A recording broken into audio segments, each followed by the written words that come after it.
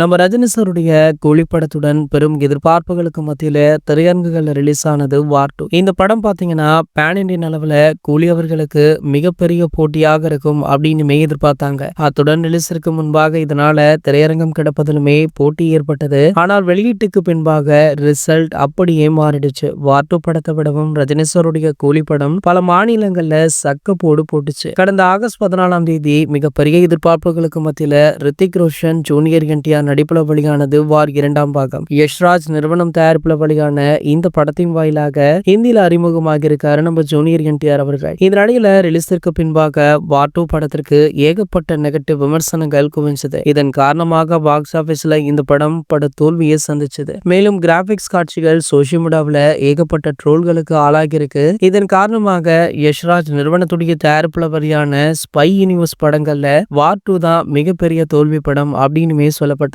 Junior NTR நடித்துள்ள காரணத்தினால ஆந்திரா, தெலுங்கானாவில் இந்த படம் வெற்றியை பெற்றிருக்கா. ஆனால் இந்த திரைப்படத்தை விட பல மடங்கு கூலி திரைப்படம் நல்ல வசூலையும் விமர்சனங்களையுமே பெற்று வருது. ஆகையால இவங்க 2 பேருடைய போட்டியில கூலி திரைப்படம் அசால்ட்டாக வெற்றி பெற்றுள்ளது அப்படின்றதுமே குறிப்பிடத்தக்கது. இதனால இதனை சமூக வலைதளங்கள்ல பலருமே செலிப்ரேட் பண்ணிட்டு இருக்காங்க.